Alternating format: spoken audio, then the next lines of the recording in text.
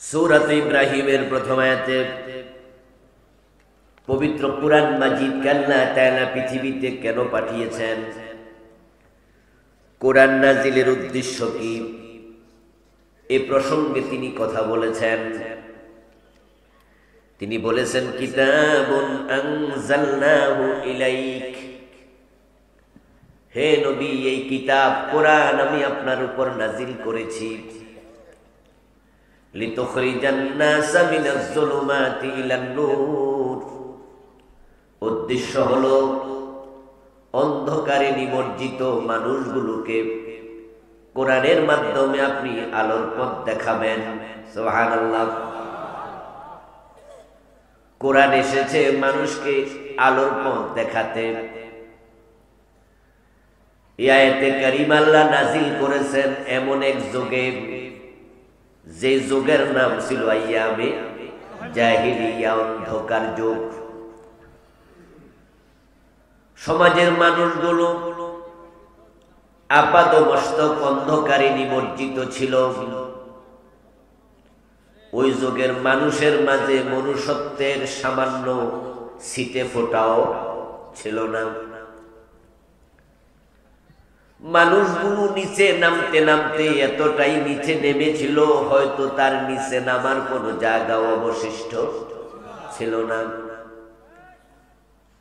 খুন, রাহাজানি, ধর্ষণ, মারামারি, মদ পান, সুদের ব্যবসা, চুরি ডাকাতি, এগুলো ছিল তৎকালীন যুগের একবারে মামুলি বিষয়। যার হাতে যত বেশি মানুষ খুন হতো, ওই যুগের মানুষ তাকে তত বড় বীর পুরুষ মনে করত। খুনি বাংলাদেশও আছে না নাই? কিন্তু কাউকে যে খুন করেছে, খুন করলে আমরা কেউ বীর পুরুষ বলি, বরং আমরা কি বলি? খুনি। কারো হাতে যদি মানুষ খুন হয়, তাকে খুনি বললে সে কোনোদিন খুশি হয়? আজ পর্যন্ত কোন খুনির পক্ষে কেউ কবিতা লিখছে? কিন্তু কোরআন নাজিলের সেই যুগে কোন মানুষ যখন মারা যেত, তার রেখে যাওয়া তলোয়ার তার বাড়ির সামনে গাছ অথবা খুঁটির মাঝে ঝুলাইয়া কবিতা লিখত যে তার হাতে কেমন মানুষ খুন হয়েছে, কত শো খুন হয়েছে, কার বাড়িতে কত গ্যালন মদ এক সপ্তাহে পান করা হয়। মদ নিয়ে কবিতা লেখা হতো। ইমরুল কায়েস, লবিদ, সুহাইব, উম্মু সালমা, আনতারা বিন শাদ্দাদ বড় বড় কবি ছিল। তাদের কবিতার প্রতিপাদ্যই ছিল মদ, নারী এবং যুদ্ধ। ইমরুল কায়েস ছিল পৃথিবীর সেরা কবি। জাহিলিয়াতের যুগে তার জন্ম। তার প্রেমিকার নাম ছিল ওনাইজা। তার কবিতার আলোচ্য বিষয় ছিল অধিকাংশ জায়গায় তার প্রেমিকার দেহের কোন অঙ্গ কত সুন্দর। নাউজুবিল্লাহ।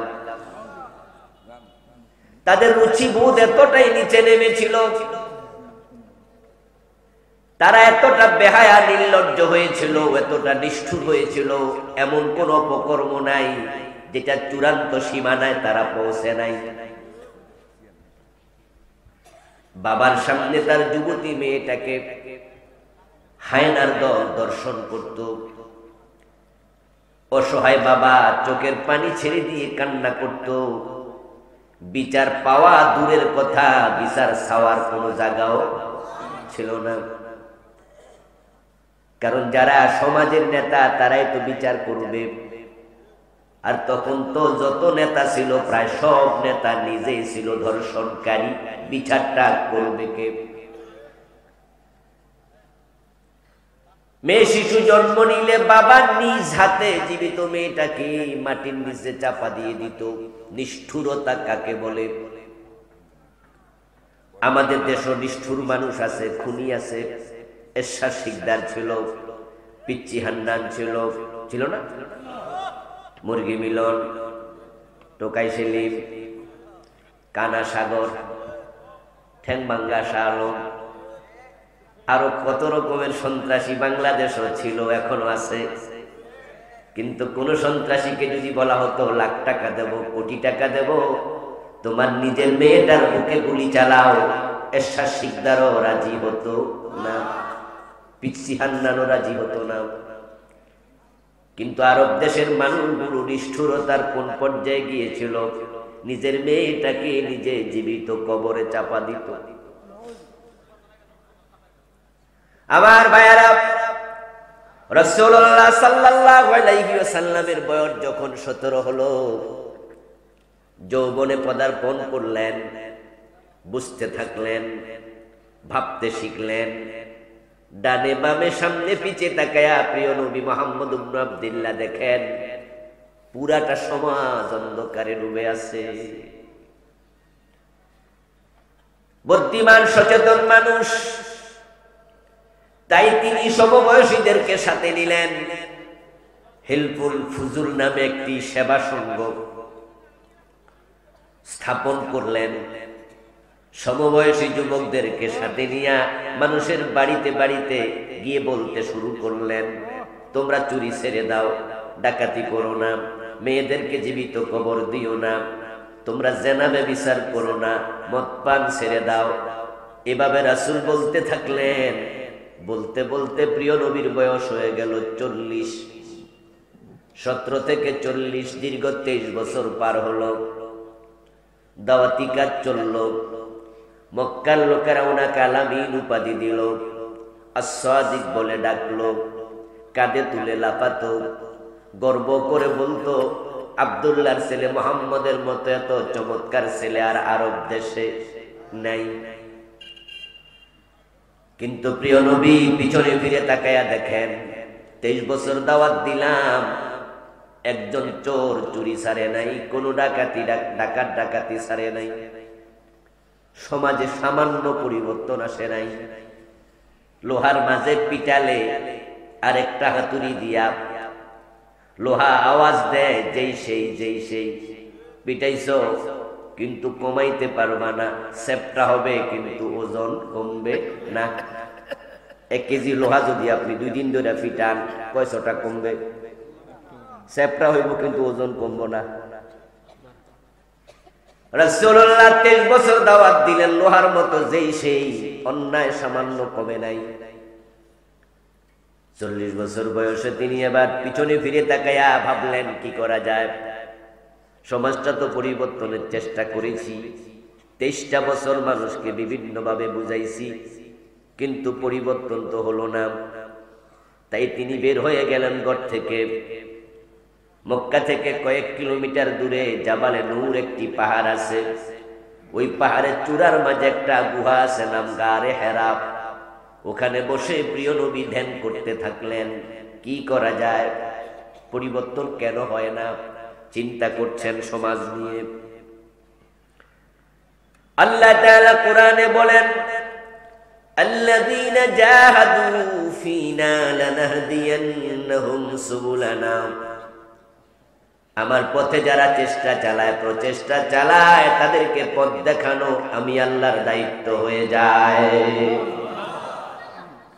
আব্দুল্লাহর বেটা মুহাম্মদ সমাজ পরিবর্তনের জন্য 23টা বছর চেষ্টা করছে, আল্লাহ কি দেখে নাই? কথা বলেন, আল্লাহ কি দেখে নাই? উনার কাজটা খারাপ না ভালো? শয়তানের রাস্তা না আল্লাহর রাস্তা? তো আল্লাহ তো বলছে আমার রাস্তায় যারা চেষ্টা চালাবে লানাহদিয়ান্নাহুম সুবুলানা, অবশ্যই আমি তাদেরকে আমার পথ দেখাবো। তাই রাসূল যখন গারে হেরাতে ধ্যানে বসলেন, আল্লাহ কোরআন নিয়া জিবরিল আমিনকে পাঠাইয়া দিলেন। হেদায়েতের কিতাব এসে গেল, হুদাল লিন্নাস হুদাল লিল মুত্তাকিন। এখন মানুষ কেমনে ভালো হয়, ভালো হওয়ার কিতাব আমি আল্লাহ তোমার কাছে পাঠাইয়া দিয়েছি। ও কম্বলওয়ালা দাঁড়ায়া যাও, ইয়া আইয়ুহাল মুদ্দাসসির কুম, দাঁড়ায়া যাও কম্বলওয়ালা, ফাআনজির, মানুষকে আবার মানুষকে ভয় দেখাও, সাবধান করো, সতর্ক করো। তারা তো সবগুলো জাহেল, তাদেরকে সতর্ক করো। ওয়া রাব্বাকা ফাকাব্বির, তোমার রবের বড়ত্ব ঘোষণা করো। সুবহানাল্লাহ। ওহী নাযিল হয়ে গেল, কোরআন এসে গেল।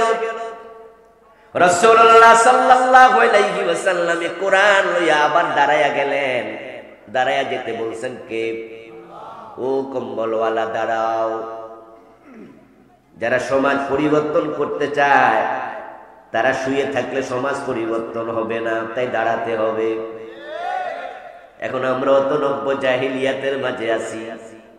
জুলুম, অত্যাচার, খুন, হত্যা, ধর্ষণ, সন্ত্রাস, মদ, সুদ সব বাংলাদেশে আছে না নাই? এখন এই সমাজ পরিবর্তন করতে হলে মসজিদের কোণে বসে থাকলে হবে না, ঘরে শুয়ে থাকলে হবে না, আমাদেরকেও দাঁড়ায়া যেতে হবে, আমাদেরকেও দাঁড়াতেই হবে। আলহামদুলিল্লাহ, স্বাধীনতার পরে চলে গেল 50 বছরের বেশি। এই যে আমি মাহফিল আজকে কথা বলতেছি, এই মাহফিল নতুন সংস্কৃতি নয়। এ জাতীয় মাহফিল আজ থেকে 30, 40, 50 বছর আগেও ছিল। স্বাধীনতার আগে ওই দেশে আলেম ওলামারা দাওয়াতি কাজ করেছে, পীর সাহেবরা দাওয়াত দিছে, দেয় নাই? ওই জৌনপুর থেকে বাংলাদেশে এসেছে, আপনার ফুরফুরা থেকে আবু বকর সিদ্দিক রাহিমাহুল্লাহ এসেছে, হযরত শাহজালাল ইয়ামান থেকে এসেছে। এই দেশে দাওয়াতি কাজ চলছে 30, 40, 50, 60, 70, 80 বছর। আলহামদুলিল্লাহ, বিস্তৃতি এখন বেড়েছে। পৃথিবীর সবচেয়ে বড় সমাবেশ তাবলীগের ইজতেমা বাংলাদেশে হচ্ছে। পৃথিবীর সবচেয়ে বেশি মসজিদ বাংলাদেশের ঢাকা শহরে আছে। মসজিদের শহর দুটা, একটা ইস্তাম্বুল আর একটা হচ্ছে ঢাকা। এই ছোট্ট বাংলাদেশে মসজিদের সংখ্যা 3 লাখের বেশি। এত টুপিওয়ালা, এত দাড়িওয়ালা পৃথিবীর খুব কম দেশে পাওয়া যাবে। রাসূলের সুন্নাহ দাড়ি অস্বীকার করার কোনো সুযোগ আছে নাকি? কিন্তু আমি মিশরে দেখলাম হযরত আমর ইবনুল আস রাদিয়াল্লাহু তাআলা আনহুর নামে কায়রোতে বিশাল এক মসজিদ বানানো হয়েছে। জোহরের নামাজ পড়লাম সেখানে, যে বেটা আজান দিল তাকে দেখলাম মুখে একটা দাড়িও নাই। তারপরে আজান শেষ হয়ে গেল, কিছুক্ষণ পরে জামাত হবে। ওযু করে আসলাম, অপেক্ষা করছি ইমাম সাহেব দেখি কেমন। পরে দেখি যে বেটা একামত আজান দিছে, হে নিজে একামত দিতেছে। ভাবলাম ইমাম কইরে, একামত শেষ করে দেখি বেটা ইমামের জায়গায় দাঁড়ায় আল্লাহু আকবার। একাই ইমাম, একাই মুয়াজ্জিন, আজানও দিল হে, একামত হে, নামাজও পড়াইলো, একটা দাড়িও নাই। দাড়ি ছাড়া ইমামতি হয় না আমি সেটা বলিনি, কিন্তু দাড়ি যে সুন্নাহ দ্বিমত করার কোন সুযোগ আছে? এত দাড়িওয়ালা বাংলাদেশে পৃথিবীর খুব কম দেশে আছে।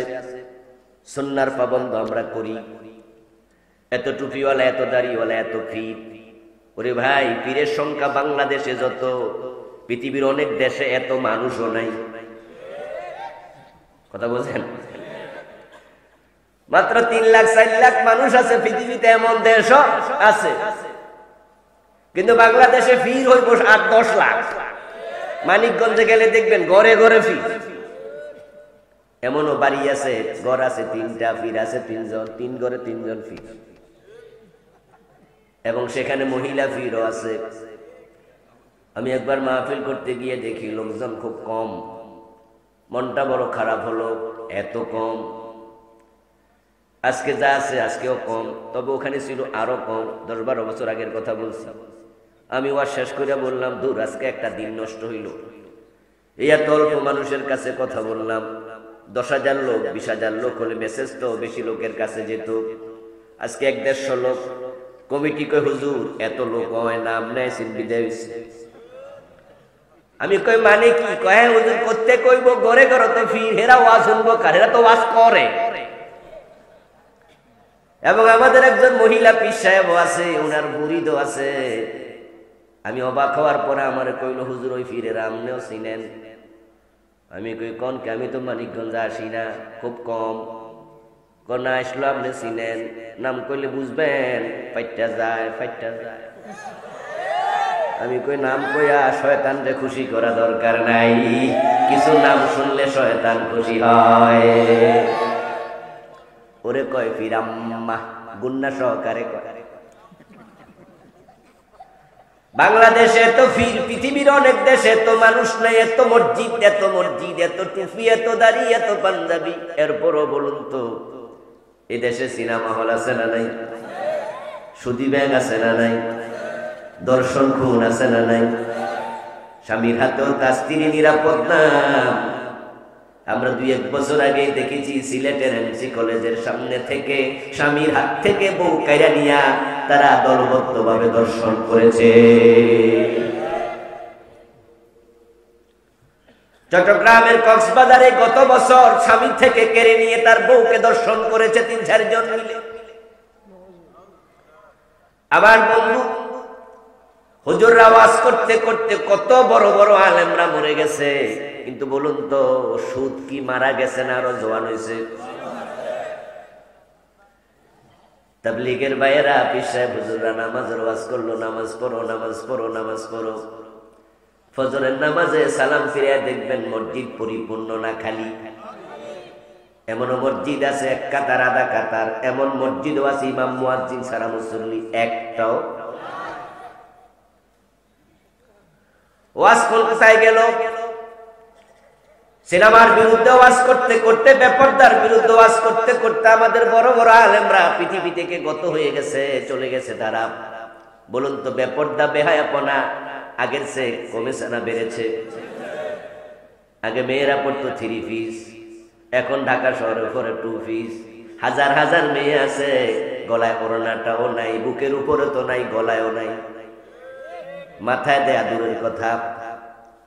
বনানী গুলশানে গেলে আপনি অবাক হবেন, এটা বাংলাদেশ না, ঢাকা শহর কিনা, মুসলমানের দেশের রাজধানী কিনা। হাজার হাজার মেয়ে দেখবেন গেঞ্জি গায়ে দিয়ে হাঁটতেছে, ওড়নাটা নাই। আমার ভাইয়ারা, আজকে ওয়াজ আছে, হেদায়েত কোথায়? ইসলাম কোথায়? এই কোরআন দিয়ে আজকে কোন সমাজ চলে না, কোন দেশ চলে না, রাষ্ট্রের কোন অংশ চলে না।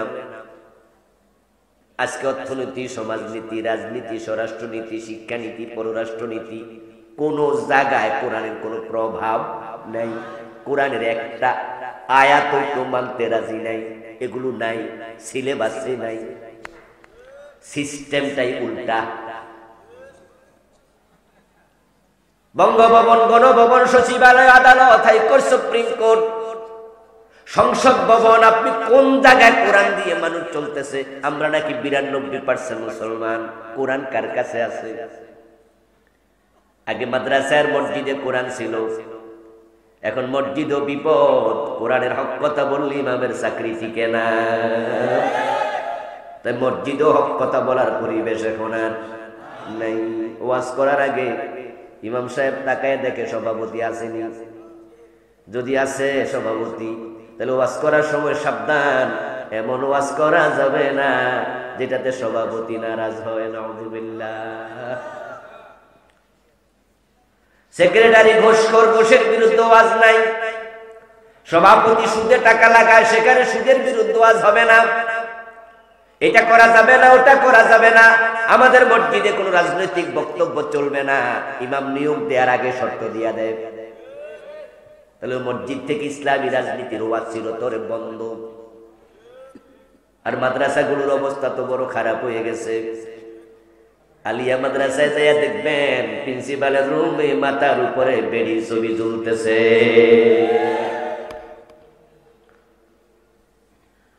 আজকে আমরা অসহায় হয়ে গেলাম।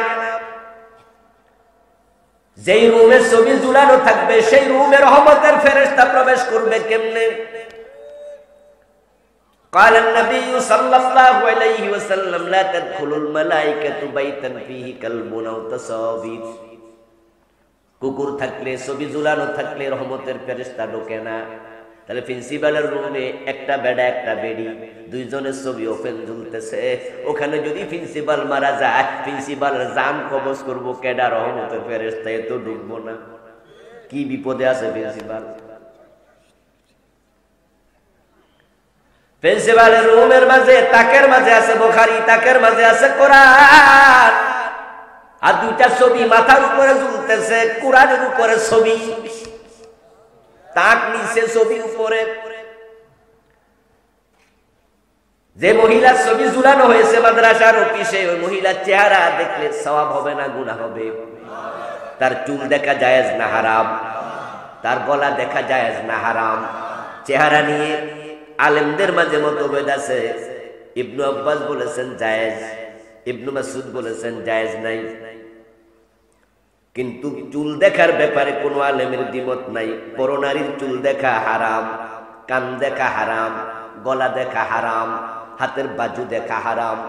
এখন যেই ছবি প্রিন্সিপালের রুমে ঢুকছে, ওই মহিলার দিকে চোখ যাইতে দেরি, কবিরা গুনাহ হতে আর দেরি নাই।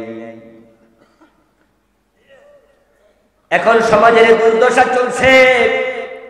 আল্লাহর হাবিব 23 বছর দাওয়াত দিলেন, সমাজ পরিবর্তন হচ্ছে না দেখে ধ্যানে বসলেন।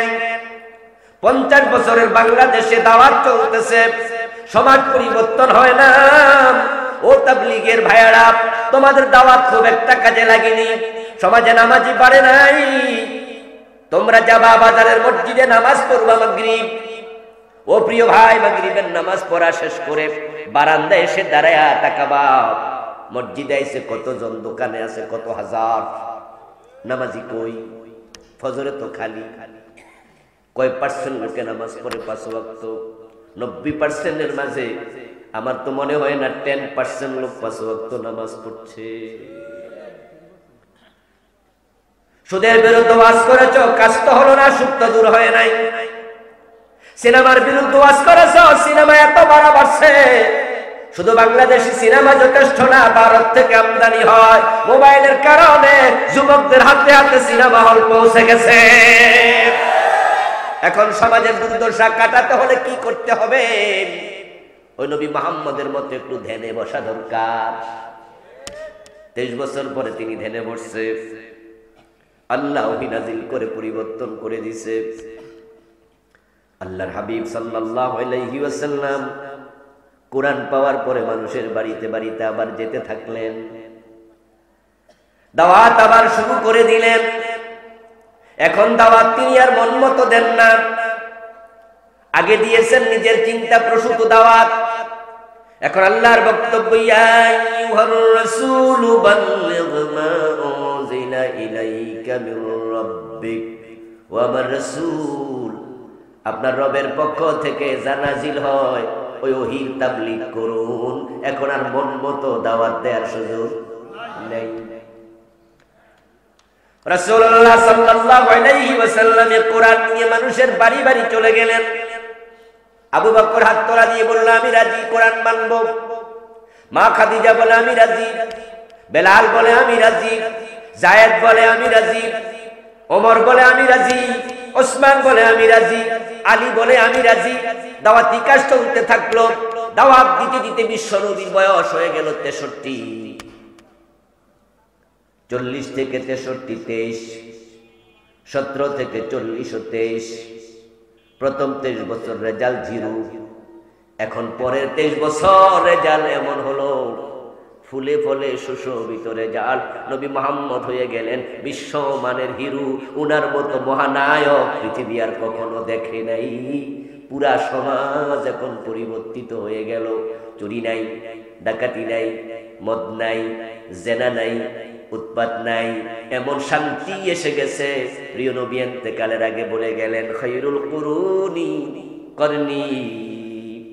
তোমরা যেই যুগের নাম দিয়েছ আইয়ামে জাহিলিয়া, আমি নবী মুহাম্মদ বলে যাই, আমার যুগ হয়ে গেছে পৃথিবীর সর্বশ্রেষ্ঠ যুগ। আমার যুগের মতো যুগ পৃথিবী কোনোদিন দেখেনি, কিয়ামত পর্যন্ত। আর আল্লাহর হাবিব ধ্যান করেছেন, আল্লাহ সহযোগিতা করেছেন। এখন আমাদের আলেম ওলামা, পীর, মাশায়েখ, তাবলীগ সব লোকেরা বসে নতুন করে ধ্যান করতে হবে। দাওয়াতের সিস্টেমের মাঝে অবশ্যই পরিবর্তন আনা লাগবে।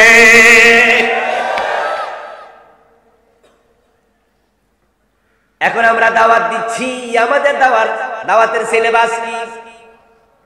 বিশ্ব নবীর দাওয়াতের সিলেবাসের সাথে আমাদের দাওয়াতের সিলেবাসের এখন মিল নাই। রাগ করবেন না কেউ, আত্মসমালোচনার জন্য বলছি। আমাদের যত পীর সাহেব বাংলাদেশে খানকায় দাওয়াত দেয়, আপনি দেখবেন জিকির আজকার রোজা নামাজের বাহিরে দাওয়াত খুব একটা পাওয়া যায় না। হুবহু আল্লাহর কোরআন পড়ো, আল্লাহর কোরআন মানো, কোরআনে যা আছে সব গ্রহণ করো। করতে বলেছেন যা, তা সবাই করো। ছাড়তে বলেছেন যা, তা সবাই ছাড়ো। পূর্ণাঙ্গ কোরআনের দাওয়াত দেয় এমন পীর সাহেবের সংখ্যা কত? এখন পীর সাহেব হুজুররা দাওয়াত দিচ্ছে, তবে তারা নিজেরা সিলেবাস বানাইছে। তাবলীগের ভাইয়েরা দাওয়াত দিচ্ছে, 6 উসুল বানাইছে, ঠিক কি না? 6টা উসুল বানাইছে। আচ্ছা বলুন তো, ইসলামে উসুল 6টা না আরো বেশি? কথা বলে না। তাহলে বাকি উসুলের খবর কি? ইমাম সাহেব দাওয়াত দেয় এমন ভাবে, জুমার দিন আমার বন্ধু এমন দাওয়াত দিব যেন চাকরিটা না যায়। যে ওয়াজ করলে চাকরি চলে যেতে পারে ওই ওয়াজের যায়। বক্তা ইসা দাওয়াত দেয়, চিন্তা করে এমন ওয়াজ করবো সব মুসল্লি খুশি হয়ে যাবে, আগামীবার আবার দাওয়াত দিব, এমন ওয়াজ করবো না দাওয়াত বন্ধ হয়ে যায়। আমরা সবাই দাওয়াতের জন্য নিজস্ব সিলেবাস বানিয়েছি, অথচ আল্লাহ কি বলে? ওয়াইন লাম তাফআল ফামা বাল্লাগতা রিসালাতাহু। ও প্রিয় নবী, যে ওহী আমি পাঠাইছি তার তাবলীগ করুন, প্রচার করুন। যদি আপনি পরিস্থিতি খারাপ দেখে আপনি ওহী কিছু প্রকাশ করেন, কিছু গোপন করেন, কিছু প্রচার করেন, কিছু প্রচার না করেন, প্রমাণ হয়ে যাবে আপনি রাসূলের দায়িত্ব পালন করেন নাই।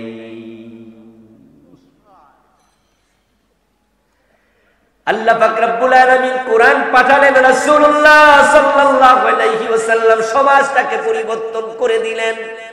মানুষ আলোর পথ পেয়ে গেল, এমন আলো এসেছে এখন অন্ধকারের ছিটা ফোটার নাই। অথচ এর আগে আলোর ছিটা ফোটাই ছিল না, সব মানুষগুলো ছিল অমানুষ, আর এখন হয়ে গেছে সোনার মানুষ, ঠিক কি না? 180 ডিগ্রি উল্টে গেছে। অবস্থা এমন হলো, আল্লাহর হাবিবের ইন্তেকালের পর আবু বকর সিদ্দিক রাদিয়াল্লাহু তাআলা আনহু তিনি খেলাফতে ছিলেন মাত্র 2 বছর 3 মাস, কম বেশি, সামান্য একটু বেশি। উনার ইন্তেকাল হয়ে গেল, ওমর ক্ষমতায় আসলেন। উনি ক্ষমতায় ছিলেন 10 বছর। হযরত ওমরের যুগে আমরা এমন দেখলাম, অর্ধ দুনিয়ার সম্রাট ওমর গাছতলায় ঘুমায়, বডিগার্ডের প্রয়োজন আর নাই। এমন পরিবর্তন হয়েছে, খুনাখুনি কিচ্ছু নাই, আর মারামারি কি, কেউ কাউকে সামান্য আঘাত আর। সবাই দরজা খুলে ঘুমায়, চুরি নাই, লাখ টাকা পকেটে নিয়ে ঘুরবে, ডাকাতি নাই। সুন্দরী নারী রাতের বেলায় দিনের বেলায় হাঁটবে, খুন দর্শন নাই, কারণ তোর আল্লাহ ছাড়া কোনো ভয় নাই। মদিনা থেকে হযরত ওমর রাদিয়াল্লাহু তাআলা আনহু জেরুজালেম চলে গেছেন, সাথে একজন শুধু চাকর, ওটের রশি টানবে, সাথে কোনো এসএসএফ নাই, বডিগার্ড নাই, বিডিআর নাই, সেনাবাহিনী নাই, র্যাব নাই, পুলিশ নাই, কোনো দরকার নাই। এমন শান্তি এসেছে, মনে কোনো টেনশনও নেই। শুধুমাত্র মানুষের জীবনে শান্তি আসে নাই, সমৃদ্ধি এসেছে অর্থনীতিতে। ইসলামের ইতিহাস বলে, যাকাত বিভাগের কর্মচারী যাকাতের টাকা কাঁধে নিয়ে মানুষের বাড়ি বাড়ি যেত, যাকাত খাওয়ার মতো লোক আর নেই। এবার বলুন তো, বিশ্বনবী কোরআন নাজিল হওয়ার পরে মানুষের বাড়ি যাইয়া যাইয়া কোরআন পইরা পইরা ফু দিছে না কোরআন আমল করাইছে? এখন আমাদের মাঝেও কোরআন আছে না নাই? কিন্তু এখন মানুষ শুধু ফু দেওয়ার জন্য কোরআনের কাছে যায়, তাবিজ বানানোর জন্য যায়, চুমু খাওয়ার জন্য যায়, তেলাওয়াত করে গলায় একবারে সুন্দর করে জড়াইয়া তাকের মাঝে রেখে দেওয়ার জন্য যায়। কোরআনটাকে সমাজে আমল করা লাগবে, দেশে আমল করা লাগবে, চিন্তাটাও মানুষের নেই। যখনই মানুষ কোরআন ছেড়ে দিয়েছে তখন থেকে মুসলমানের কপাল পোড়া শুরু হয়েছে। আল্লামা ইকবাল রাহিমাহুল্লাহ জন্য বলেছেন, ও জামানে মে মুআজ্জাজ থে হামিলে কুরআ হোকর और तुम खार होए तारके कुरा बनकर। ও মুসলমান, তাকে দেখো, কোরআন যখন এসেছে তখন থেকে ইজ্জত সম্মান শুরু হয়ে গেল। ওই বর্বর জাতি এক একটা লোক আকাশের নক্ষত্রের মতো দামি হয়ে গেল। কোরআনের স্পর্শ আবু বকর, ওমর, ওসমান, আলী তৈরি হলো। এমন কিছু ভালো মানুষ পৃথিবী পেল, তাদের মতো মানুষ পৃথিবী কিয়ামত পর্যন্ত আর পাবে না। কোরআন যখন এসেছে তারা পরিবর্তন হয়ে গেল। আমার প্রিয় ভাইয়েরা, রাসূলুল্লাহ ফু দিয়েছেন, ফুয়ের কারণে নয়, বরং কোরআন আসার পরে তারা কোরআন কেমন ভাবে গ্রহণ করছে। কোরআনের একটা আয়াত নাজিল হতে দেরি, আমল করতে আর দেরি নেই। আল্লাহর হাবিব সাল্লাল্লাহু আলাইহি ওয়াসাল্লামের উপর নাজিল হলো কোরআন। হিজরত করার পরে 16 থেকে 17 মাস বিশ্ব নবী নামাজ পড়েছেন। মসজিদ আকসার দিকে ফিরে মনে মনে তামান্না করেছেন, আমার কিবলা যদি মসজিদে হারাম হতো। কোন একদিন জোহর অথবা আসর পড়েছেন, 2 রাকাত শেষ, 2 রাকাত বাকি আছে। সাহাবারা পিছনে, রাসূল সামনে ইমামতি করছেন। নামাজ চলাকালে আয়াত নাজিল হলো, ফাওয়াল্লি ওয়াজহাকা শাতরাল মসজিদিল হারাম। ও প্রিয় নবী, আপনার চেহারা কাবার দিকে ফিরান। সুবহানাল্লাহ। নামাজ ছিল 4 রাকাত, শেষ হয়েছে কয় রাকাত? জোরে বলুন। বাকি আছে কয় রাকাত? রাসূল তো মনে মনে বলতে পারতেন, এই আয়াতের আমল পরের ওয়াক্ত থেকে শুরু করি, 2 রাকাত তো গেছে গা। কিন্তু রাসূল অপেক্ষা করেছেন না, নামাজের মাঝে ঘুরে গেছেন। এটার নাম হলো ইসলাম। কোরআনের আয়াত আসতে দেরি, আমল করতে আর। রাসূলুল্লাহ সাল্লাল্লাহু আলাইহি ওয়াসাল্লাম নামাজের ভিতরে ফিরে গেলেন। মসজিদ আকসা হলো মদিনা থেকে উত্তর দিকে, মসজিদে হারাম হলো মদিনা থেকে দক্ষিণ দিকে, একবারে উল্টা। যদি উত্তর আপনার পূর্ব বা পশ্চিম দিকে হতো তাহলে একটু ঘুরলে চলতো, কিন্তু উল্টা হওয়ার কারণে রাসূল একবারে ফুরা ফিরা লাগছে।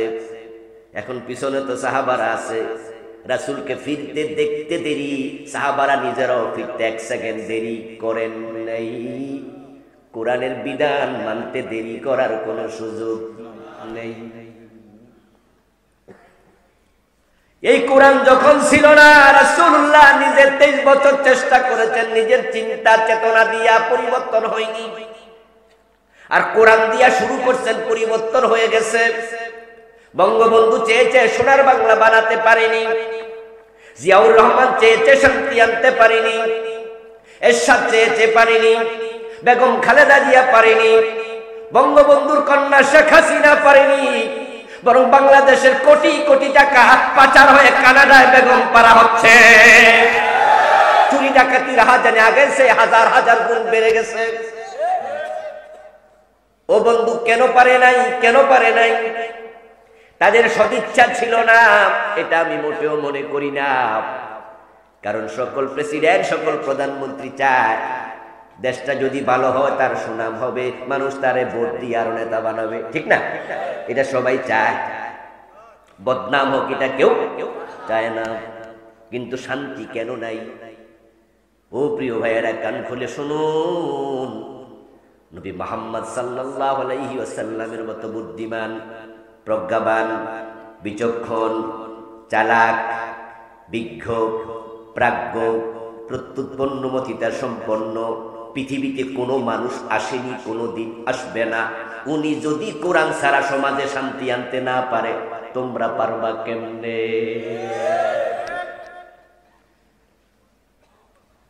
কিতাবুন আনজালনাহু ইলাইকা লিতুখরিজান নাসা মিনাজ যুলুমাতি ইলান নূর। ও নবী মুহাম্মদ সাল্লাল্লাহু আলাইহি ওয়াসাল্লাম, আমি এই কিতাব আপনার কাছে পাঠিয়েছি। আপনি এই কিতাবের মাধ্যমে মানুষগুলাকে অন্ধকার থেকে আলোর দিকে নেবেন, অশান্তি থেকে শান্তির দিকে নেবেন। এই কিতাবের মাধ্যমে নেবেন, এই কিতাব মানার মাধ্যমে শান্তি পাবেন। আল্লাহর হাবিবের কাছে কোরআন এসেছে, মানতে 1 সেকেন্ড দেরি করেন নাই। কিন্তু কোরআনে আছে চোর জোরে হাত কাটো। 50 বছরের বাংলাদেশে একদিনও মানে নাই। চুরিটা বন্ধ হবে কেমনে? আল্লাহ কোরআনে বলেছেন জেনা করলে 100 বেত লাগাতে হবে। যদি অবিবাহিত হয়, বিবাহিত হলে পাথর মারতে হবে। এই আইন 50 বছরের বাংলাদেশে একবারও মানে নাই। এক আদালতে আইন প্রয়োগ করে নাই, কেউ মানে নাই। তাহলে ধর্ষণ আর জেনা বন্ধ হবে কেমনে? রাসূলুল্লাহ সাল্লাল্লাহু আলাইহি ওয়াসাল্লাম বলেছেন মদ পান করলে বেত লাগাতে হবে। হযরত ওমর রাদিয়াল্লাহু তাআলা আনহু উনার কলিজার টুকরা সন্তান আবু শামা মদ পান করেছে। আবু শামাকে রেহাই দেন নাই। কবি নজরুল চমৎকার ভাবে বলেছেন মদ্যপানের অপরাধে প্রিয় পুত্রকে নিজ করে মেরেছ দুররা, মরেছে পুত্র তোমারই চোখের পরে। হযরত ওমর নিজের ছেলেটাকে রেহাই দেন নাই, 80 বেত দিয়েছে। এখন 50 বছরের বাংলাদেশে 80 বেতের আইন একদিনও কায়েম হয় নাই। তাহলে মদ বন্ধ হবে কেমনে? ও প্রিয় ভাইরা, কোরআন আমাদের কাছে আছে কিন্তু কোরআনের আমল নাই, কোরআনের বিধান নাই। সমাজে শান্তি চাইলে, আখিরাতে মুক্তি চাইলে কোরআনের বিধানগুলো সমাজে কায়েম করা দরকার আছে না নাই? কোরআনের বিধান কায়েম করার চেষ্টা করা নফল না ফরজ? এখন এই ফরজের ব্যাপারে হাজার হাজার মানুষের কোনো খবরই নাই, বরং কোরআনের আইন তো মানেই না। আমরা যারা মানতে বলি আমাদেরকে সহ্য করে না, রাজাকার মৌলবাদী বলে গালি দেয়। কত বড় ইবলিস, কত বড় ইবলিস! আমার প্রিয় ভাইয়ারা, কোরআনের বিধান মানতে আমরা আপনারা বাধ্য। আল্লাহ পাক রব্বুল আলামিন কোরআন মাজিদে বলছেন মা কানা লিল মুমিনিন ওয়ালা মুমিনাতিন ইযা কাদাল্লাহু ওয়া রাসূলুহু আমরান আইয়াকুনা লাহুমুল খিয়ারাতু মিন আমরিহিম। তুমি নারী হওয়ার পুরুষ হও, ঈমানদার দাবি করার পরে আমি আল্লাহ এবং আমার রাসূল যা বলবে, আমার বিধান রাসূলের বিধান মানার ব্যাপারে তুমি দ্বিমত করার কোনো সুযোগ তোমার নাই। মানবো কি মানবো না এ চিন্তা করার অধিকারও তোমার নাই। বরং আপনি যদি মুমিন থাকতে চান, এই কোরআনের বিধানগুলো আপনাকে এমন ভাবে মানতে হবে আইয়াকুলু সামি'না ওয়া আতা'না। আপনি বলবেন শুনলাম আর মানলাম, শুনলাম আর মানলাম। শুনতে দেরি, মানতে দেরি করা যাবে?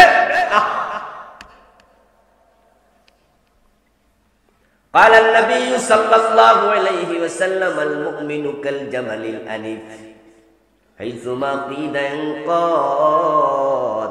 প্রিয় নবী বলেন, তুমি যদি সত্যি মুমিন হও, তুমি হবা সেই ওটের মতো যে ওটের নাকের ভিতরে মালিক রশি ঢুকাইয়া দিছে।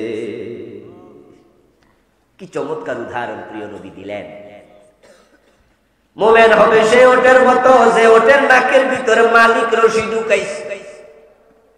এবার আপনাদের কাছ থেকে জানতে চাই, যে ওটের নাকের ভিতরে মালিক রশি ঢুকাইছে ওই ওটটা স্বাধীন না পরাধীন? মন মতো চলবে না মালিকের টান মতো? টান দিতে দেরি, কদম দিতে দেরি করলে নাক ছিঁড়ে যাবে। নাকের মাঝে কোনো হাড্ডি নাই, তার রশি লাগাইছে। উল্টা পাল্টা চলবেন, রশি তো হাতে টান দিছে, চুপ করে থাকলো নাক ছিঁড়ে যাবে, উল্টা পাল্টা চললো ছিঁড়ে যাবে। তাই নাক যদি বাঁচাতে চাও, টান দিতে দেরি, কদম দিতে দেরি করো না। তুমি ঈমান আনার পর আল্লাহ এবং রাসূল যা বলবে উল্টা তো চলতে পারবে না, মানবা কি মানবা না একটু চিন্তা ভাবনা করছো, তোমার ঈমান চলে যাবে। মানতে দেরি করলে ঈমান থাকে না।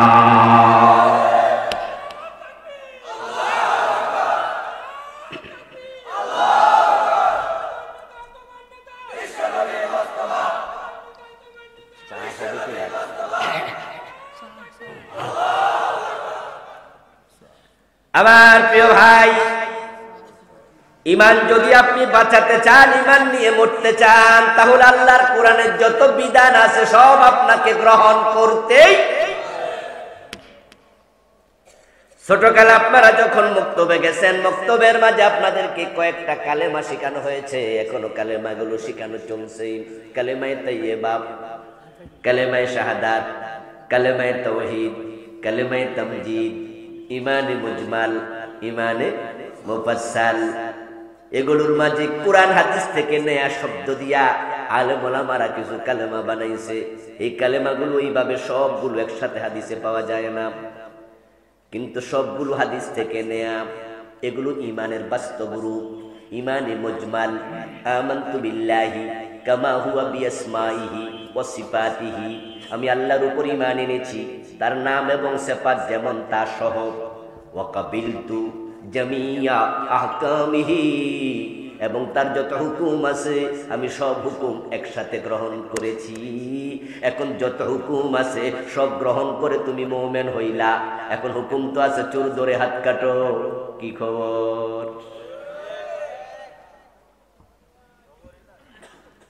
বরং চোর ধরে হাত কাটার কইলে চেহারা কালো হয়ে যায়। হুজুর রাজনীতির ওয়াজ করিয়েন না, ভালো লাগে না, ভালো লাগে না। কারণ আছে, কারণ হলো তারা বোঝে আয়নার দিকে তাকালে আয়নার ভিতরে চোর দেখতে পায়। বাড়ি যায় না, চায় না, আয়নার দেখে আর চোর দেখা যায়, ঘটনা। এখন হুজুরদের আইন যদি চোর ধরে হাত কাটো, ওইটা কায়েম হয়ে যায় অনেক নেতার হাত। আমার প্রিয় ভাইয়েরা, কোরআনের আইন মানতে আপনি আমি এমন ভাবে বাধ্য, নাকে ঢুকানো, রশি ঢুকানো, ওর যেমন মালিকের টান মতো চলতে বাধ্য, কোনো হেরফের চলবে না। আপনি বলছেন ওয়াকাবিলতু জামিয়া আহকামিহি, আমি আল্লাহর সব হুকুম গ্রহণ করেছি। এখন সব হুকুম থেকে যদি আপনি ধরে নেন, কোরআনের মাঝে 200টা হুকুম আছে, জাস্ট বোঝানোর জন্য বলছি, যদি 200টা হুকুম থাকে, আপনি বলছেন আমি সবগুলা মেনে নিয়েছি, কিন্তু বাস্তব জীবনে এসে 199টা মেনেছেন, একটা মানেন নাই। আপনি যে ঈমান এনেছিলেন সেই ঈমানের ভিতরে আপনি আর নাই। এই সব শব্দের মাঝে আপনি পেঁচ লাগাইয়া দিছেন, আপনার ঈমান শেষ। ঈমান যাওয়ার জন্য পুরা কোরআন স্বীকার করা লাগে না।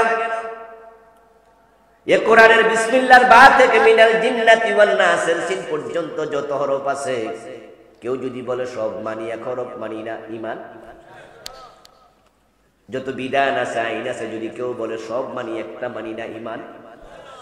এটা অঙ্কের মতো, 10 লাইন লম্বা অঙ্ক। একজন ছাত্র 9 লাইন ঠিক করছে, 1 লাইন ভুল করছে, 10-এর মাঝে কত পাবে? কথা বলুন। আরেকজন ছাত্র 5টা ভুল করছে, 5 লাইন ঠিক আছে, সে কত পাবে? আরেকজন ছাত্র 10 লাইনে 10 ভুল, সে কত পাবে? আরেকজন ছাত্র অঙ্ক করে নাই, সে কি পাইছে? তাহলে অঙ্ক যে করে নাই সে জিরো। এ কোরআন যে একবারে মানে না, সে কাফের। কেউ 15 পারা মানে 15 পারা মানে না, সে কি? কেউ 30 পারার মাঝে 29 পারা মানে 1 পারা মানে না, সে কি? কেউ 1 অক্ষর মানে না, সে কি? কে বড় কাফের, কে ছোট কাফের? সমান। এখন বাংলাদেশের লোকেরা ডজন ডজন অক্ষরই মানে না। কাদিয়ানি সম্প্রদায় আছে, তারা 4 অক্ষর মানে না। খা আলিফ তা মিম, খাতামুন নবিয়্যিন, তারা বিশ্ব নবীকে শেষ নবী মানে না। নামাজ মানে, রোজা মানে, হজ মানে, যাকাত মানে, সব মানে, কিন্তু গোলাম আহমদ কাদিয়ান কেউ নবী। কথা বুঝেন? নামাজ রোজা মানে, কাদিয়ানি আবার গোলাম আহমদ কাদিয়ান রে নবীও। অথচ আল্লাহর বক্তব্য হলো নবী মুহাম্মদ শেষ নবী। শেষ মানে কি উনার পরে আর নবী? আজ থেকে 1400 বছর আগে আমার আল্লাহ বলেছেন, খাতামান নাবিয়্যিন মা কানা মুহাম্মাদুন আবা আহাদিন মিন রিজালিকুম ওয়ালাকিন রাসূলুল্লাহি ওয়া খাতামান নাবিয়্যিন। নবী মুহাম্মদ শেষ নবী। আজ থেকে মাত্র 250 বছর আগে জন্ম নিয়েছে গোলাম আহমদ কাদিয়ান। 1835 সালে জন্ম, বালেগ হইতে হইতে সময় লাগছে। এই 250 বছর আগে সে নবী দাবি করলো।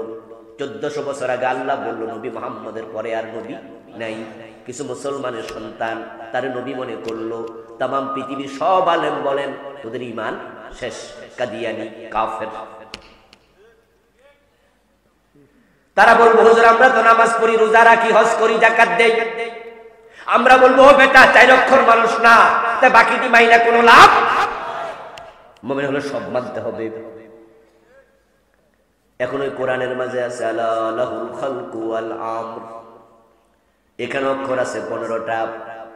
এই 15 অক্ষর বাংলাদেশে আমার তো মন বলে 90% জন মুসলমানই মানে না। কাদিয়ানি 4 অক্ষর মানে না, কাদিয়ানি মুমিন না কাফের? কথা বলতে হবে, কাদিয়ানি মুমিন না কাফের? এখন কেউ যদি 15 অক্ষর না মানে বেটার ঈমান থাকবে না, কাফের হবে। এখন তো আমার মন বলে বাংলাদেশে 90% জনই 15 অক্ষর মানে না। বাংলা অনুবাদ বললে বুঝবেন। আজকের মাহফিলে আপনারা অনেকে আছেন, আপনি 15 অক্ষর মানেন না, আপনি যে কাফের আপনি জানেনই না।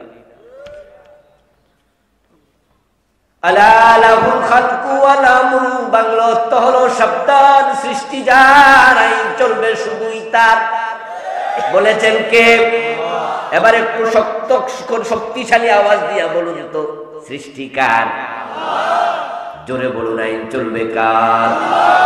50 বছর আল্লাহর আইন চলে না ব্রিটিশ আইন? আল্লাহর আইনের পক্ষে এদেশে এখনো 10% লোক একমত হয় নাই। ও ভাই 92% মুসলমান লাগে না? যদি 51% মুসলমান থাকতো কত আগে কোরআনের আইন বাংলাদেশে কায়েম হয়ে যেত। তারা মসজিদে নামাজ মানে, রোজা মানে, হজ মানে, কিন্তু মসজিদের ইমাম যদি বলে আল্লাহর আইন মানা লাগবে, সংসদে কোন ভবনে ওই ইমামের চাকরিটা পর্যন্ত চলে যায়। তো তুমি মুমিন থাকলা কেমনে? মুমিন থাকলা কেমনে? আল্লাহর আইন সমাজে লাগবে, কোরআনের বিধান লাগবে। হাজার হাজার আলেম পর্যন্ত বিষয় একমত না। ওরা কয় আমরা কোন রাজনীতি করি না, বরং রাজনীতি করে না, এই পরিচয় দিয়া বুক ফুলাইয়া থাকে, বুঝায় এটাই ঠিক আছে। অথচ নবী মুহাম্মদ 10 বছর মদিনার প্রধান প্রেসিডেন্ট ছিলেন। আবু বকর, ওমর, ওসমান, আলী রাদিয়াল্লাহু তাআলা আনহুম 30 বছর মদিনার প্রেসিডেন্ট ছিলেন। হযরত ওমর তো অর্ধ দুনিয়া চালাইছে। কবি চমৎকার ভাবে বলেছেন, অর্ধ পৃথিবী করেছো শাসন, ধুলার তথ্যে বসে, খেজুর পাতার প্রাসাদ তোমার বারে বারে গেছে খসে। এখন হযরত ওমর, আবু বকর, আলী, ওসমানের 30 বছরকে আপনি বুড়িগাঙ্গুল দেখাইয়া দিলেন আমি রাজনীতি করি না। নবী মুহাম্মদ 10 বছর মদিনার প্রেসিডেন্ট, আর আপনি গর্ব করে বলছেন আমি কোনো রাজনীতি করি না। তো রাসূলের নবুয়তের 10 বছর অস্বীকার করলে ঈমান থাকে না কেমনে? ইসলাম কি অপূর্ণ ধর্ম না পরিপূর্ণ? কেউ যদি পরিপূর্ণ বিশ্বাস না করে ঈমান থাকবে না, চলে যাবে। তো কেউ যদি কয় ইসলামে রাজনীতি নাই, ধর্ম এবং রাজনীতি আলাদা, বুঝতে হবে তার ঈমান শেষ। ও প্রিয় ভাইয়েরা, এ কোরআন মুখে তাকে রাখার জন্য আসে নাই। আল্লাহর বক্তব্য কি শুনুন, কুল ইন আত্তাবিউ ইল্লা মা ইউহা ইলাইয়া ইন্নী আখাফু ইন আসাইতু রাব্বি আযাব ইয়াউমিন আযীম। ও নবী, আপনি ঘোষণা করে দিন, উম্মতকে জানায়া দেন, এই কোরআনে যে ওহী আসছে এই ওহী মানতে আমি নবী মুহাম্মদ বাধ্য। ইন্নী আখাফু ইন আসাইতু রাব্বি আযাব ইয়াউমিন আযীম। যদি আমার রব যা বলেছে তার বাইরে আমি চলে যাই, আমি অবাধ্যতা করি, তাহলে কিয়ামতের কঠিন আযাবের ভয় আমিও করি। আল্লাহ কিয়ামতের দিন আমারও রেহাই দেবেন না। এজন্যই তো তিনি বলেছিলেন, আমার মেয়ে ফাতেমা যদি চুরি করে আমি ফাতেমার হাতটাও কেটেই দেব। ও প্রিয় ভাইয়ারা, যদি আপনারা চান আখিরাত পর্যন্ত ঈমান নিয়ে পৌঁছতে, কোরআনের যত আইন আছে সবগুলো মানার জন্য রাজি হওয়া দরকার আছে না নাই? আলহামদুলিল্লাহ, আমরা একদল লোক রাজি আছি। আমরা ধৈর্যহীন কণ্ঠে ঘোষণা করছি, আল্লাহর আইনের সাথে আমাদের দেশের যে আইন মিলবে না, আল্লাহর আইনের উল্টা হলে আল্লাহর আইন ছাড়া কারো আইন আমরা মানি না।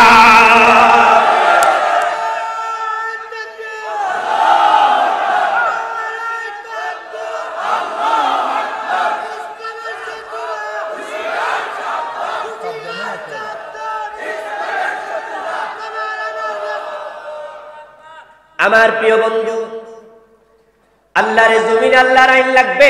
ওয়াজ করার কারণে আগামীকাল আইন কায়েম হয়ে যাবে এমন আশা আমরাও করি না। বিষয়টা সহজ নয়, এত সোজা না। কায়েম হওয়ার জন্য দেশের অধিকাংশ মানুষ একমত হওয়া লাগবে। এখন আমরা একমত করার জন্য ওয়াজ করতেছি, ঠিক কি না? যেমন আপনারা যারা আজকের মাহফিলে এসেছেন, ব্রিটিশ আইনের পক্ষে যাবেন, আল্লাহর আইনের উল্টা হবে, আপনার ঈমান চলে যাবে। দ্বিমত করার সাহস কারো আছে? আপনি যদি একমত হন, তাহলে আজকের পর থেকে আল্লাহর আইনের বাহিরে যারা আছে তাদের সাথে আর চলা জায়েজ নাই। সিদ্ধান্ত নিয়ে বাড়ি যেতে হবে। এই যে আমরা পরিস্থিতি তৈরি করছি, হতে পারে আগামীকাল আমার মৃত্যু হবে, 2 বছর, 6 বছর, 10 বছর, 20 বছর পর আমরা অনেকেই থাকবো না। কিন্তু 20 বছরও দিন কায়েম না হতে পারে, তবে আমরা আল্লাহর কাছে হাজির হব। আমাদের আমল নামে আল্লাহ নিজেই দেখবেন, আমি আল্লাহ তোমার আইনের পক্ষে ছিলাম। ঈমান নিয়ে মরার জন্য মূলত কোরআনের সবগুলা বিধান আপনাকে মানতেই হবে। এরপর হলো সমাজের শান্তি। মানুষের আইন দিয়া কখনো সমাজে শান্তি আসে না। নবী মুহাম্মদ নিজেই তো দাওয়াত দিছে, নিজের চিন্তা দিয়া, কাজ হয় নাই। ওহী দিয়া দাওয়াত দিছে, কাজ হইয়া। রাসূলুল্লাহ জবে থেকে নবী হলেন, যখন থেকে নবুয়ত পেলেন, তখন থেকে নিজে বানায়া কোনো কথাও আর বলেন নাই। ওহী দিয়ে বলেছেন, ওহী দিয়ে চলেছেন, ওহী দিয়ে করেছেন, ওহীর বাহিরে চলেন নাই, বলেন নাই কোনো কাজ। আল্লাহ নিজে বলছে, মা ইয়ানতিকু আনিল হাওয়া ইন হুয়া ইল্লা ওয়াহয়ুন ইউহা। আওয়াজ দিয়া বলেন সুবহানাল্লাহ। আমার নবী বানায়া কোনো কথা বলে না, সব আমার ওহী, সব আমার ওহী। তাহলে সমাজ পরিবর্তন করার জন্য ওহী দরকার আছে না নাই?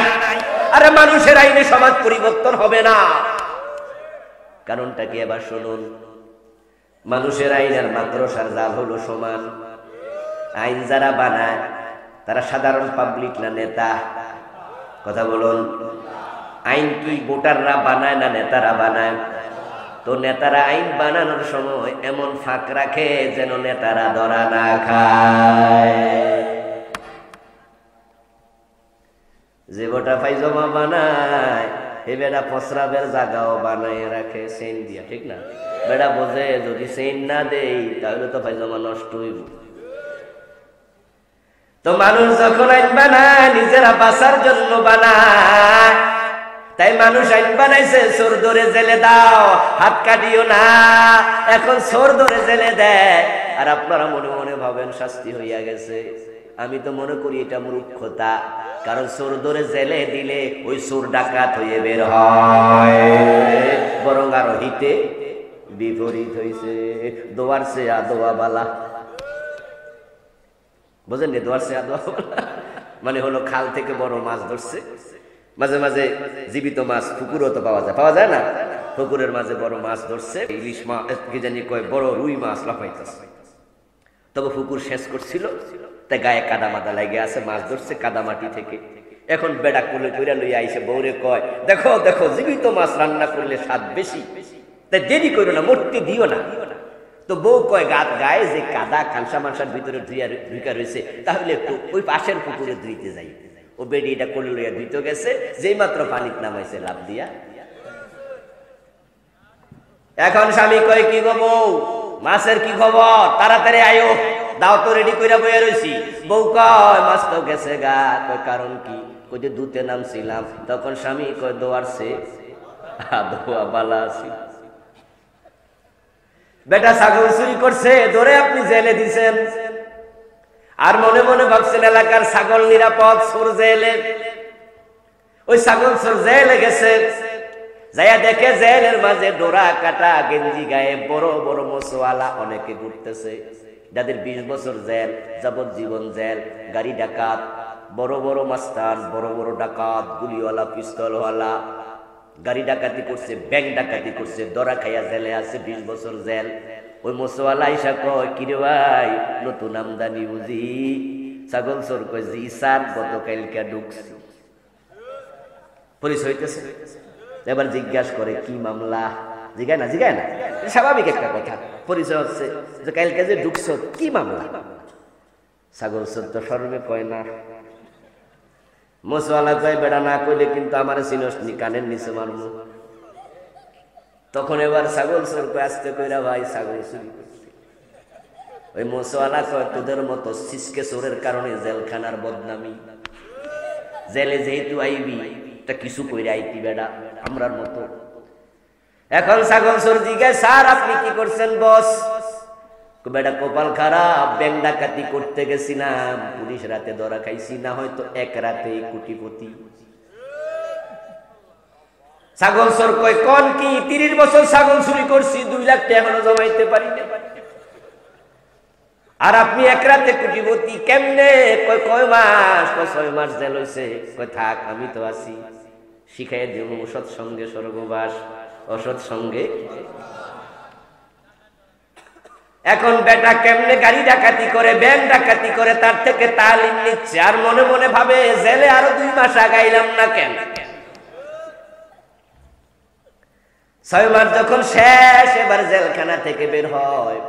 ওই ছাগল চোর বের হওয়ার সময় জেলখানার মাটিতে হাত দিয়া কসম করে, ছাগল মাগনা দিল আর।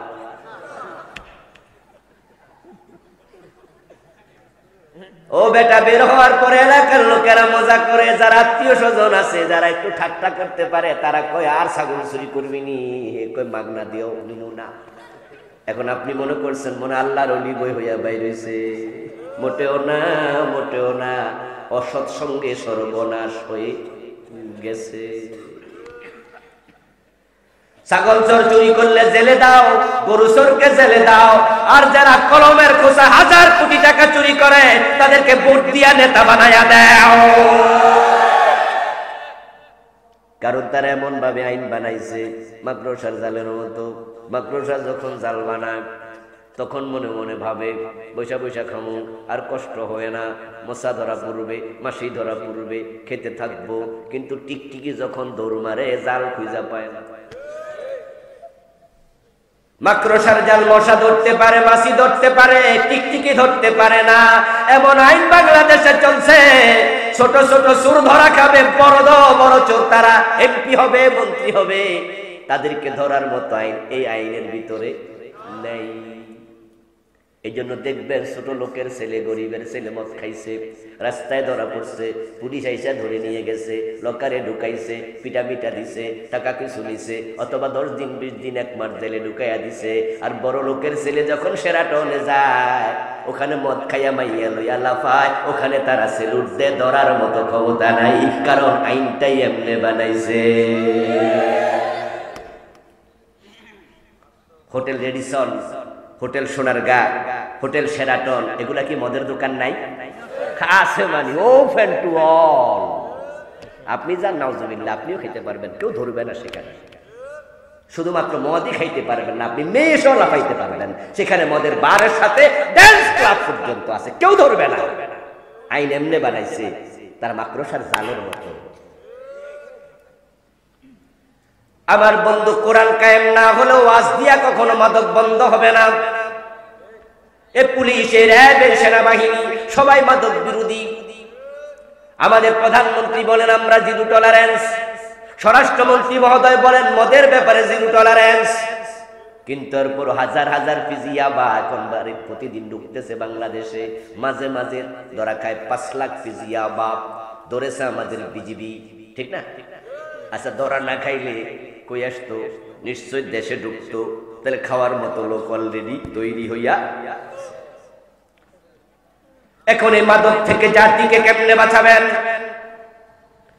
ক্লাস 9-এ পড়ুয়া ছোট্ট মেয়ে ঐশী মাদক সেবী হয়ে বাবা মা দুইজনকে খুন করেছে, মনে আছে কিনা? ওই ক্লাস 9-এ পড়ুয়া, লেভেলে পড়ুয়া মেয়েটা যদি, বন্ধু আমার, ও লেভেলে পড়ুয়া মেয়েটা যদি মাদকাসক্ত হয়, বাবা মারে খুন করে, তাহলে এই জাতি ঐশী আরো শত শত তৈরি হয়ে গেছে। ঐশী বুঝাইয়া দিছে, ও জাতির সন্তানেরা, বিবেকবানেরা, বুদ্ধিজীবীরা, তোমরা জেগে ওঠো। মাদকের বিরুদ্ধে ওমরের মতো 80 ভেটারান চালু না করলে এ মাদক প্রাইমারি স্কুলে পৌঁছে যেতে পারে।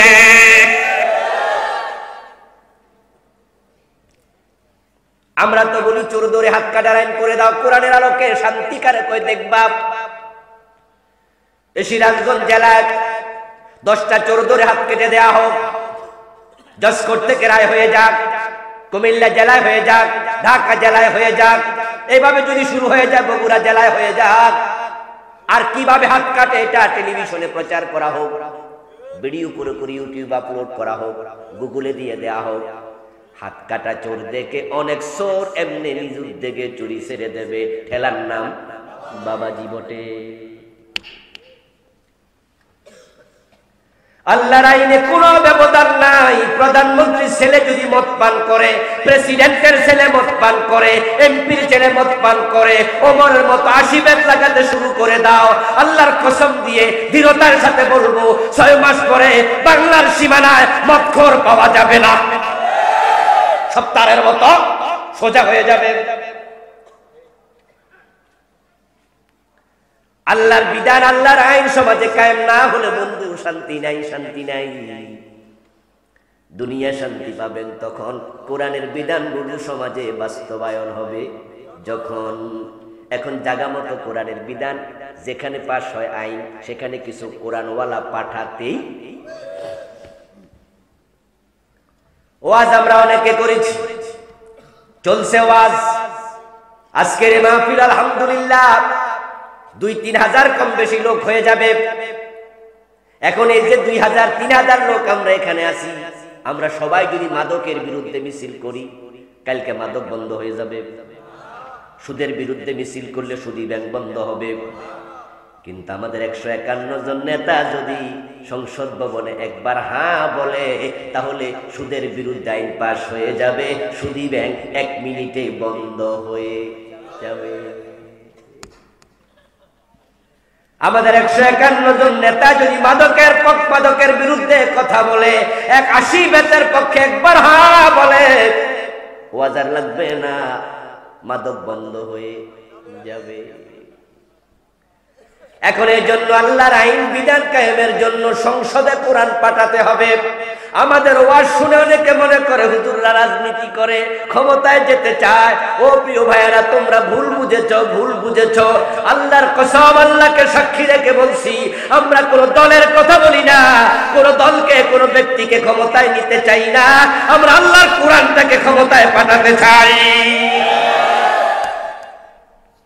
এখন কোরআন যাদের সাথে আছে আমরা তাদের সাথে, যাদের সাথে কোরআন নাই আমরাও তাদের সাথে। বর্তমান গভর্নমেন্ট যদি কোরআনের আইনগুলো চালু করা শুরু করে, আগামী সংসদ অধিবেশনে চোর ধরে হাত কাটা হবে এমন আইন পাশ করার সুযোগ বর্তমান গভর্নমেন্টের আছে না নাই? তারা করুক, সিলেবাসে তারা কোরআন ঢুকাইয়া দেখ। প্রাইমারিতে 100 নম্বর কোরআন, 100 নম্বর হাদিস, হাই স্কুলে 100 নম্বর কোরআন, 100 নম্বর হাদিস, কলেজে 100 নম্বর কোরআন, 100 নম্বর হাদিস, ভার্সিটিতে 100 নম্বর কোরআন, 100 নম্বর হাদিস ঢুকাইয়া দেখ। কোরআনের একটা একটা করে বিধান কায়েম শুরু করে দেখ। আমরা নিজেরাও তো দলে যোগ দিয়ে দেব, আলাদা রাজনীতির দরকার আর নাই। কিন্তু আপনারা কোরআনের বিধান কায়েম করবেন না, আমাদেরকে হুমকি ধমকি দিয়া আমাদের কোরআনের পক্ষের কথা বন্ধ করা যাবে না। এই জমিনে যতদিন কোরআনের বিধান কায়েম হবে না, আমরা বলতে থাকবো, ফাঁসির রশি দেখায় সরানো যাবে না।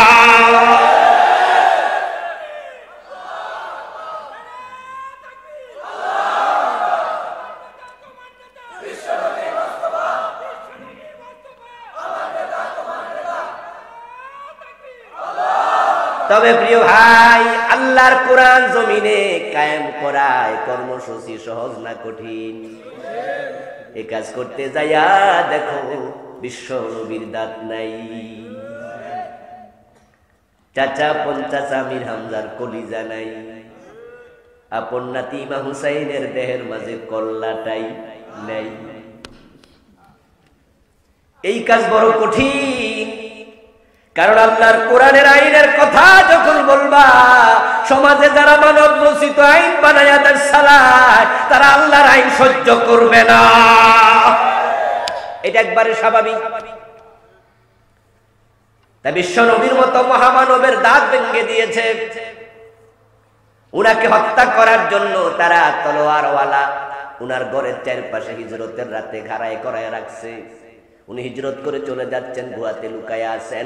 100 লালট ঘোষণা করছে, উনার কল্লা হাজির করলে 100 লালট দেয়া হবে।